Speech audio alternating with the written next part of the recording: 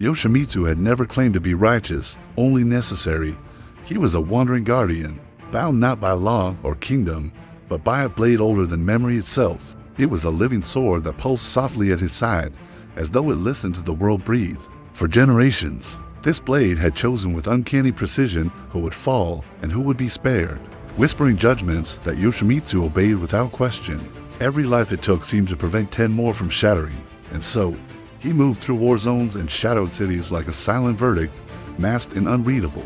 He believed balance was not kindness, but calculation, that mercy without consequence was just another form of cruelty.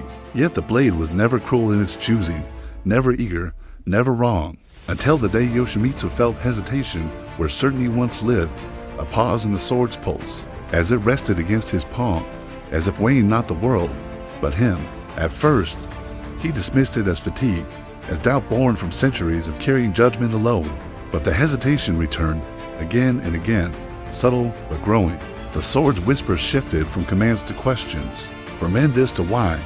Yoshimitsu realized with a quiet dread that the blade was no longer only judging the guilty, it was observing the judge, measuring the man who wielded it against the same impossible standards he had enforced upon others. This realization followed him like a shadow.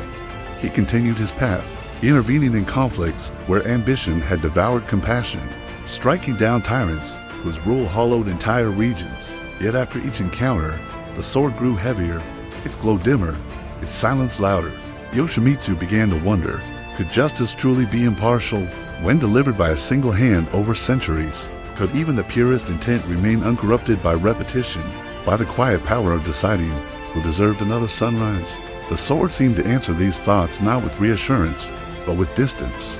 Its presence withdrew inward, as though it were watching him from behind glass. When Yoshimitsu finally confronted a battle that should have been simple, a warlord whose ambition had consumed his own people, the blade refused to guide him. It offered no judgment at all, forcing Yoshimitsu to act without it for the first time in his existence as its bearer. The strike he delivered was clean, precise, and effective. Yet afterward, the sword trembled in his grasp, not with approval, but with rejection. In that moment, Yoshimitsu understood the truth he had long avoided, that judgment, once externalized, inevitably turns inward. A system designed to weigh lives cannot ignore the hand that enforces it. The blade had begun to question whether Yoshimitsu himself still deserved to carry it, whether centuries of deciding fates had subtly shaped him into something no longer capable of humility. And so, the sword did what it had always done when imbalance threatened the world it judged. For the first time, its verdict was directed at the one who had trusted it most. It turned its edge not in violence, but in defiance, resisting Yoshimitsu's will, burning against his grip as if demanding surrender. Yoshimitsu did not fight it. He did not rage or plead. Somewhere deep within the mask, he felt a quiet relief, the release of a burden he had never admitted was crushing him. He knelt as the sword floated free, its energy circling him like a measured gaze. It forced him to confront a question no enemy had ever posed. If you believe in justice, can you accept being judged by it? Memories flooded him of every life taken, every choice made without appeal. Every moment he had told himself that necessity excused certainty. He realized the blade was not condemning him for killing, but for believing he could do so forever without being changed. As the sword's light intensified, Yoshimitsu removed his mask. For the first time in centuries, he exposed not a monster or a saint, but a weary human face, marked by resolve and doubt in equal measure.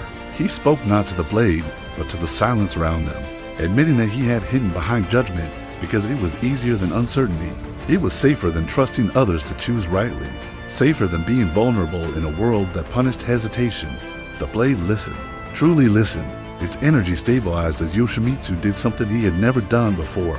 He offered himself to judgment without resistance, without conditions, accepting that if the sword deemed him unworthy, then so be it. In that surrender, the blade's purpose shifted.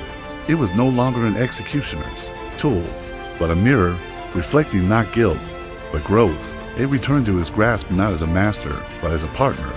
Its weight was lighter, its glow softer. It no longer dictated who must fall, but asked Yoshimitsu to decide alongside it, to share judgment rather than impose it. Yoshimitsu rose, changed.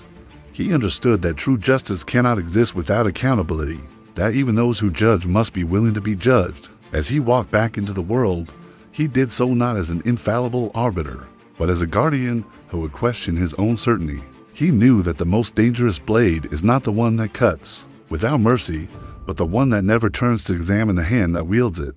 Thanks for watching.